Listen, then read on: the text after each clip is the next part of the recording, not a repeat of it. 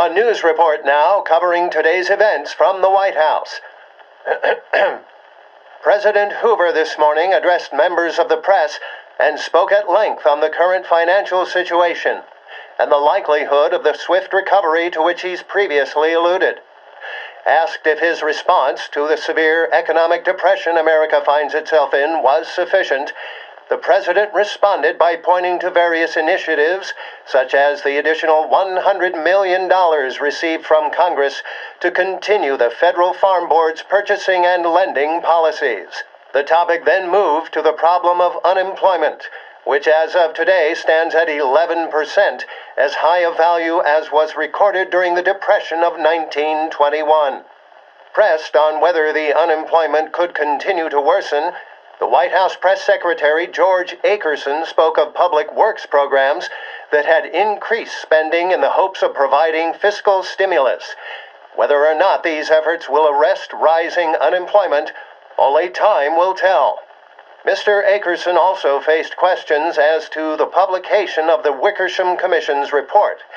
The report is a survey of the criminal justice system under Prohibition and is expected to contain policy recommendations based upon the Commission's findings. The assembled members of the press were assured the report would be published in a timely fashion, although no more details were forthcoming. That concludes our roundup of today's political events. Join me later for another bulletin, plus sports news.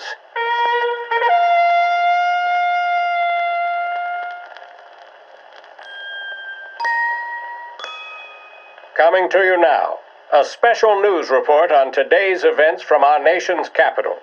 Dramatic scenes unfolded earlier today as the U.S. Army executed orders to remove the tens of thousands of veterans and their family members that make up the bonus army from government property. This follows the shooting dead of 2 demonstrators by District of Columbia Police in what they have described as a serious riot. This follows the shooting dead of 2 demonstrators by District of Columbia Police in what they have described as a serious riot. The demonstrators, who've been demanding the early cash redemption of Army service certificates, are mostly veterans who've been affected by the Depression. Their grievance is that they're unable to access the bonuses they earned through service anytime soon. While a bill was passed that would move forward the date of some of their bonus payments, this bill was defeated 62 to 18 in the Senate. Since then, the bonus army has been occupying Washington, but no more. The demonstrators were today driven from Washington by infantry, cavalry, and even tanks after it was determined that the local police were no longer in control of the situation. Infantry troops then entered several of the demonstrators' encampments, firing tear gas and burning shelters. The operation, led by General MacArthur, has been condemned from some quarters as heavy-handed. Others have pointed to radical elements within the bonus army as the reason for which they were dealt with swiftly and decisively. There has, of yet, been no comment from the White House or the Army. Here concludes our special report.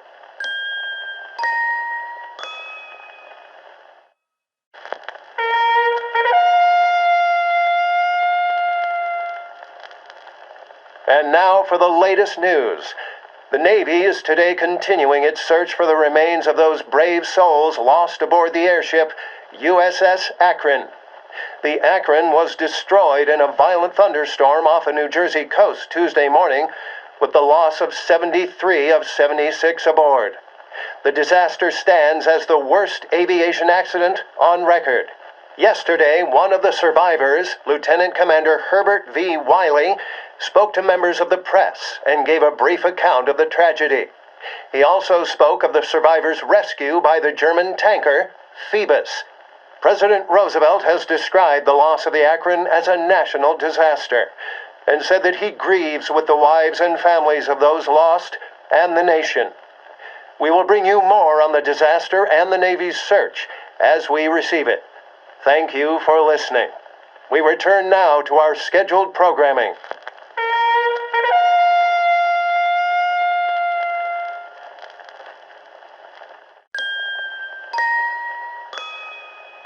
570 AM Lost Heaven Radio now brings you a special weather report. The heavens have opened, folks, and we're experiencing some adverse effects across the municipal area. A large storm front, not expected to arrive for several days, hit Lost Heaven late this afternoon, releasing a deluge of rainfall on the city.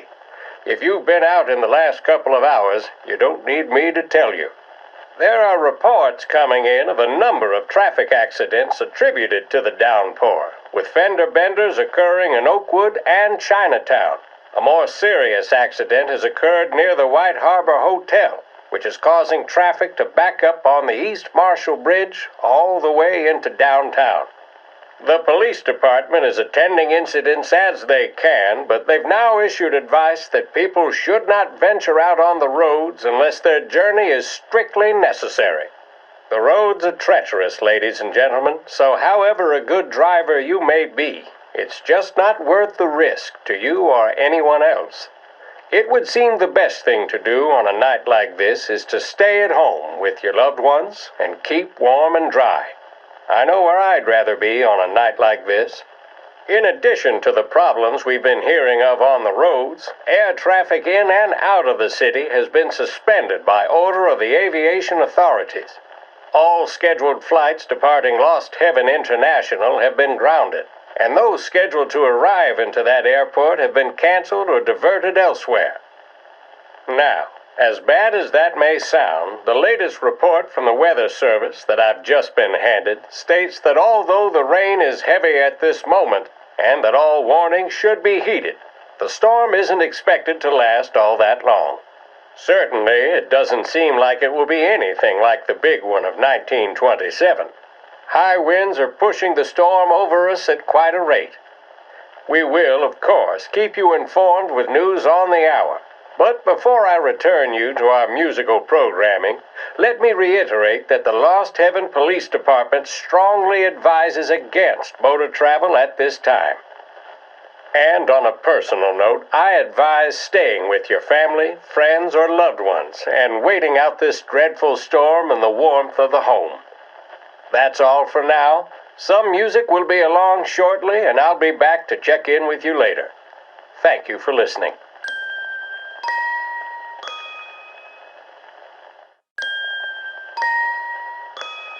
From the news desk of WLH 570, a special report on crime in our city. It had been hoped by lawmakers and the general public alike that the end of Prohibition would cut off the mob's air supply.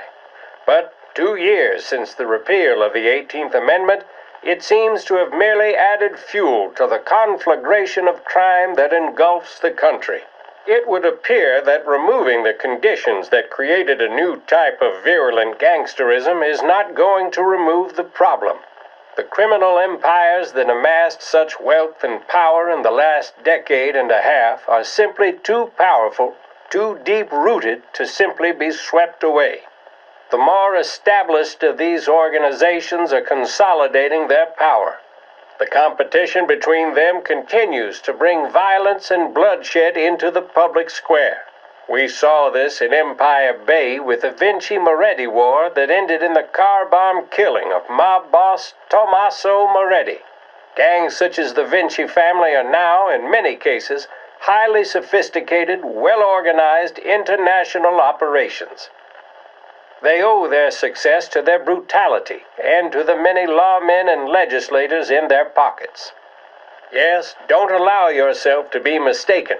The mob may be the instigator, the driving partner, but the corrupt politician or the dirty cop is the facilitator, and both roles must be played for organized crime to flourish. I've heard it mentioned in certain newspapers that the upward trajectory of the economy would quell the mob's opportunities to exploit police and lawmakers. That, sadly, doesn't appear to be the case. Those engaged in corruption are not doing so to put food on the table. City officials and public servants earn more than most, and did so even at the height of the Depression, so that, frankly, does not wash. Plenty of people far worse off live without sin.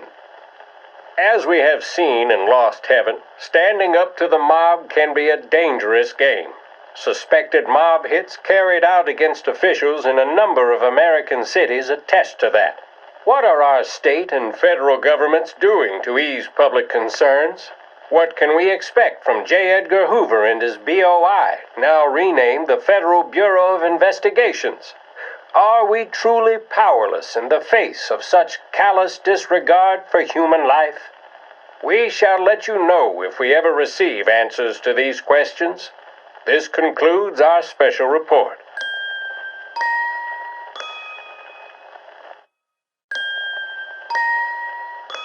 Now, for a special news report on today's events in Washington.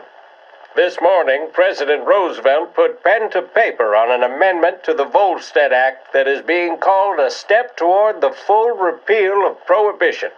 The Cullen-Harrison Act, as it has become known, legalizes in the United States the sale of beer with an alcohol content of 3.2%. It also legalizes the sale of wine of a similar alcohol content, although I can't imagine that being too appealing to many. The legislation will, no doubt, be greeted with elation by people all across the country. Economics have played just as big a part as public sentiment in the introduction of this new legislation. The negative effects of the Depression, especially in rural and agricultural areas, have been great, and the shortfall in local, state, and federal taxes has been considerable. It's been estimated that prior to the implementation of the Volstead Act in 1920, some 15% of all taxes were generated as a direct result of the alcohol trade. The millions of dollars that such a percentage equals is sorely needed in times such as these. Many missing millions of dollars have, in the 13 years of Prohibition, gone into the pockets of the gangster and the organized criminal. The illicit trade in alcohol has made the mobsters very wealthy indeed. Some of them like to paint themselves as Robin Hood types, simply giving the public what they want. But that doesn't take into account the social cost of their continued operation. When the speakeasy replaced the saloon, a vicious crime wave was unleashed across the country. Will this new legislation remove the mob's money-making opportunities? Or will the crime bosses simply move into new areas of illegal activity? At this point, it is difficult to say for sure. Some lawmakers in Washington, speaking off the record, now believe it is only a matter of time before the repeal of Prohibition in its entirety. We will, of course, let you know any further developments. So there we have it, folks. After 13 years, it is legal to buy, sell, and consume low-point beer once again. The president, after signing the act into law, even said, "I think this would be a good time for a beer." I imagine more than a few people tonight will be raising a glass to President Roosevelt this evening. This concludes our news report. Join us for more throughout the day. Thank you for listening.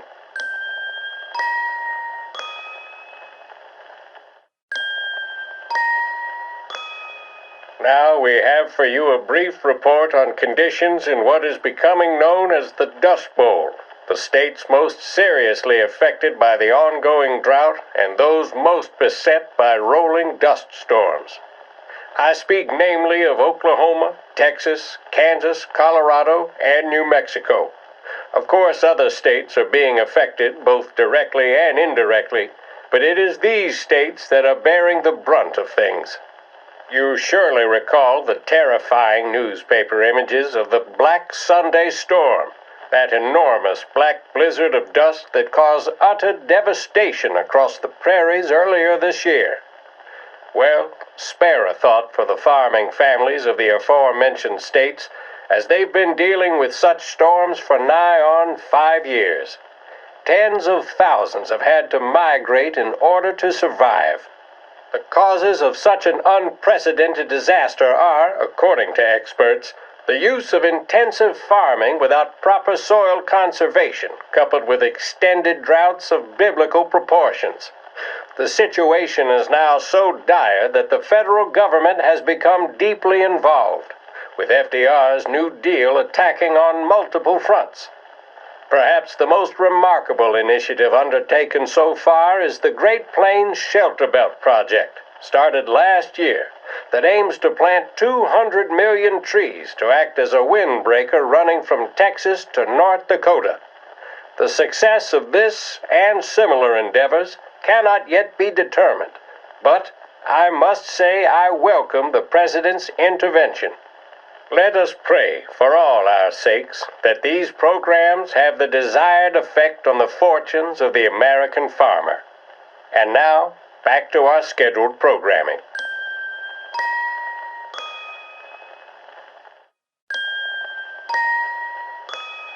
Now, a brief report on our city's just-released crime statistics. It would be fair to say that the latest figures released by the police department paint a sorry picture of both lost heaven and the greater municipal area. Murder, bank robbery, and loan sharking have all reached record levels. So-called petty crimes such as theft, fraud, and panhandling have also become endemic. While much of this criminality can be attributed to economic factors, poverty and unemployment, an equal amount can be traced to the conditions created by the passage of the 18th Amendment and Prohibition. The rise of gangsterism has seen violent turf wars break out across the city, often with the innocent being caught in the crossfire. At what point do we say no more? For all the good intentions, Prohibition has granted a ruthless minority a disproportionate hold on public life. Were his monopoly stripped from him, would the gangster figure simply melt away? Perhaps not. But one thing is certain. We can't go on as we are.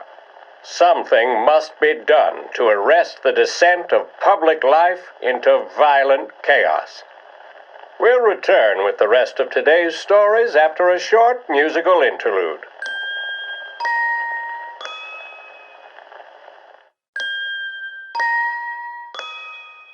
Now we bring you an excerpt from a Fireside presidential address delivered earlier this year on the topic of the National Recovery Administration. This is part of our series looking back over the President's plans and results since his inauguration. While we are making this great common effort, there should be no discord and no dispute. This is no time to cavil or to question the standard set by this universal agreement. It is time for patience and understanding and cooperation. The workers of this country have rights under this law which cannot be taken from them, and nobody will be permitted to whittle them away. But, on the other hand, no aggression is now necessary to attain those rights.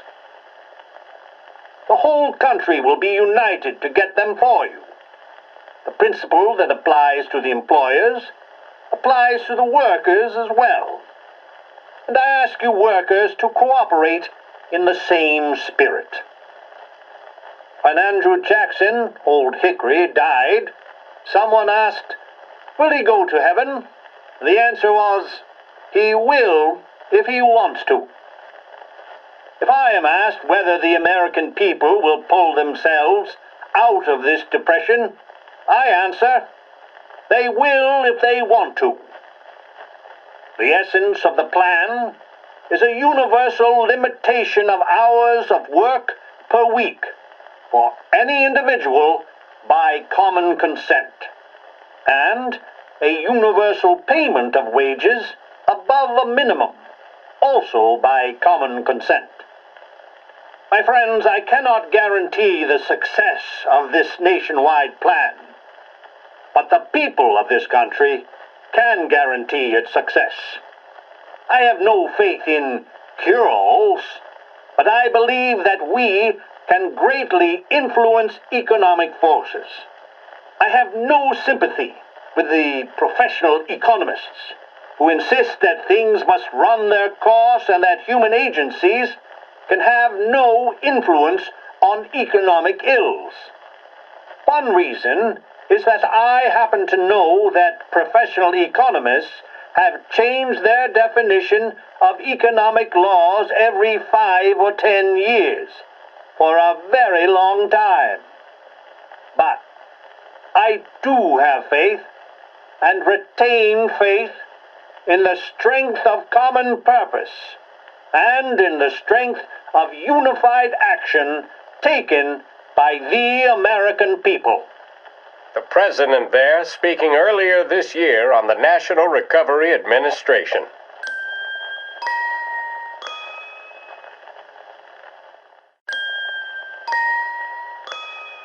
Now, an excerpt from a presidential address delivered earlier this year. This is part of our series looking back over the president's plans and results since his inauguration. Our responsibility is to all of the people in this country. This is a great national crusade, a crusade to destroy enforced idleness, which is an enemy of the human spirit generated by this depression. Our attack upon these enemies must be without stint and without discrimination. No sectional, no political distinctions can be permitted. It must, however, be recognized, and I know you will recognize it, that when an enterprise of this character is extended over more than 3,100 counties throughout the nation, there may be occasional instances of inefficiency, bad management, or misuse of funds. When cases of that kind occur, there will be those, of course, who will try to tell you that the exceptional failure is characteristic of the entire endeavor. It should be remembered that in every big job there are some imperfections. There are chiselers in every walk of life. There are those in every industry who are guilty of unfair practices. Every profession has its black sheep, but long experience in government has taught me that the exceptional instances of wrongdoing in government are probably less numerous than in almost every other line of endeavor. My friends, the most efficient means of preventing such evils in this work relief program will be the eternal vigilance of the American people themselves. I call upon my fellow citizens everywhere to cooperate with me in making this the most efficient and the cleanest example of public enterprise the world has ever seen. It is time to provide a smashing answer to those cynical men who say that a democracy cannot be honest, cannot be efficient. If you will help, this can be done. I therefore hope that you will watch the work in every corner of this nation. Feel free to criticize. Tell me of instances where work can be done better, or where improper practices prevail. Neither you nor I want criticism conceived in a purely fault-finding or partisan spirit, but I am jealous of the right of every citizen to call to the attention of his or her government examples of how the public money can be more effectively spent for the benefit of the American people. Wise words from the president there. Now we return to some music.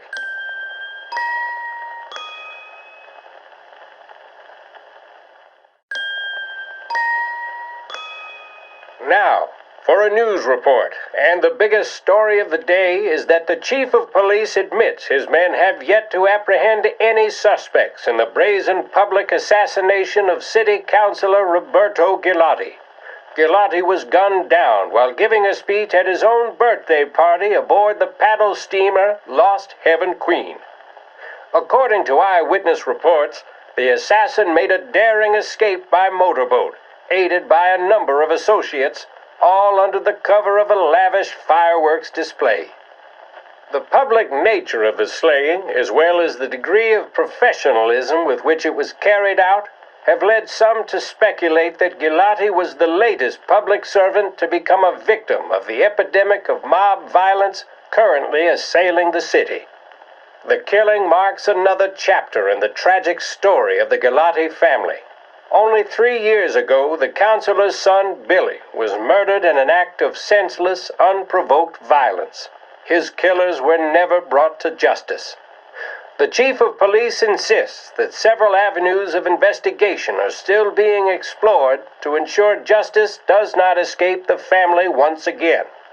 But without results, this journalist simply has to wonder, what exactly can stem the tide of violence that has been unleashed on Lost Heaven? We'll bring you more on the story as we get it. Thank you for listening.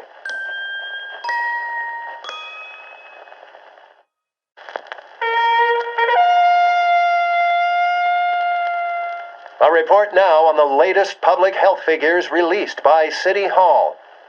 There has been an increase in the use and abuse of marijuana, commonly known as grass or reefer, and heroin, often called dope or junk. Both of these illicit drugs are popular with the jazz crowd, but are illegal to consume, buy, and sell. A spokesperson for the mayor's office says that the use of dope, heroin, and marijuana can lead to insanity, violence, and moral degeneracy. So what are the city and the police doing about this new menace that's appeared in our city? The chief of police stated earlier today that he had alerted all city precincts about the dangers of these substances and given guidance on how to spot a dope fiend. If we want to ensure that social cohesion is maintained, it's up to all of us to be vigilant. If you suspect someone of using drugs, it's your duty to alert the police. Thank you for listening.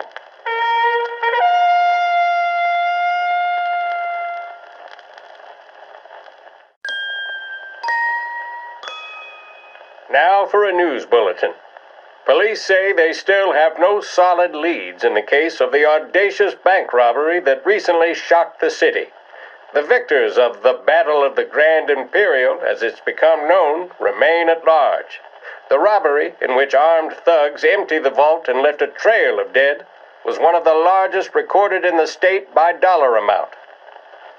The raid was executed with a high degree of violence, and although successful, did not seem to be the work of professional bank robbers.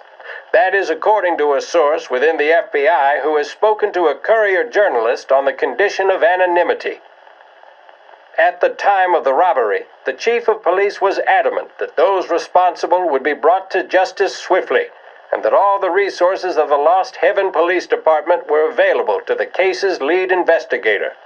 However, despite conducting numerous interviews and fielding calls from the public, an actionable lead has yet to be forthcoming. The chief of police has stated that those with any information about the robbery or the perpetrators can anonymously contact their local police station. As time passes, the greater the pressure on the chief to achieve results. If he's unable to secure justice for those slain that day, and due to the violence meted out, it must only be a matter of time before the G-men take over. Thank you for listening. Now we take you back to some of the latest musical numbers.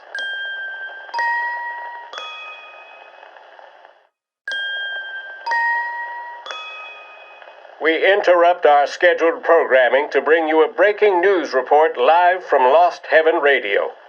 Good afternoon.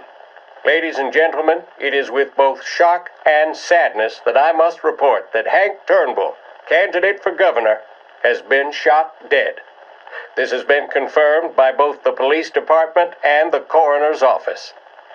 Police have stated they are looking to question a well-dressed, brown-haired man seen in the vicinity of the old prison, which is where eyewitnesses believe the shot to have come from. Officers have been mobilized to the area, and unconfirmed reports suggest a vehicle chase is currently underway. As I say, that has not yet been confirmed by the law enforcement officials. According to eyewitnesses, Turnbull was addressing the crowd at a rally held for his gubernatorial campaign. The rally, held at the old bandstand in Robinson Park, was attended by the public, members of the press, and a large contingent of police personnel. The eyewitness stated that a shot was fired from the former prison, and Mr. Turnbull fell to the ground instantly. Officers from the Lost Heaven Police Department, already on the scene, attended to Mr. Turnbull. He was then rushed to the hospital, where sadly he was pronounced dead on arrival, the assassin's bullet proving fatal. Early reports suggest a high-powered hunting rifle was used in this most brutal of public assassinations. Whether that means the police have found a murder weapon, or that they're basing that on Mr. Turnbull's injuries, is currently unclear. Police have moved into the area and are conducting a thorough search of the bandstand, the derelict prison that stands opposite, and the surrounding area. They've also asked that the public keep clear of the locality so they may do their work without interruption. The chief of police has urged anyone who is present at the rally, anyone who may have seen something suspicious, or anyone who knows someone fitting the description issued, to contact police as soon as possible. Mr. Turnbull launched his election bid several months ago after returning to politics following several years in the private sector. Previously, he'd served as congressman of the 27th District for more than 2 decades. Turnbull had stated that his run for governor was precipitated by rising crime and levels of corruption. His election bid was gathering steam, and pundits believed that he was in with a chance of going all the way. He is survived by a wife and 2 daughters, and it is with them that our thoughts and prayers reside today. We will bring you more on this story as we receive it.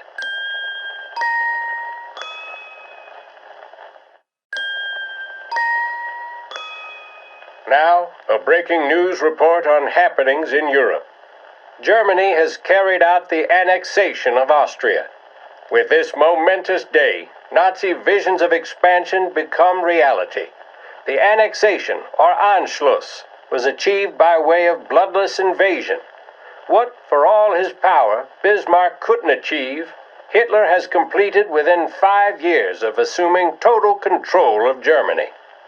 While Austrian Chancellor Kurt Schuschnigg remained opposed to such a union, the bold action of their northern neighbor appears to have been largely welcomed by the Austrian population. The Führer crossed the border at his birthplace, Braunau am Inn, flanked by thousands of jackbooted bodyguards. Large crowds lined the streets to welcome the leader, many of them saluting or throwing flowers toward Mr. Hitler's open-topped limousine. We will bring you more on this breaking story as we have it. Now we return to our scheduled programming.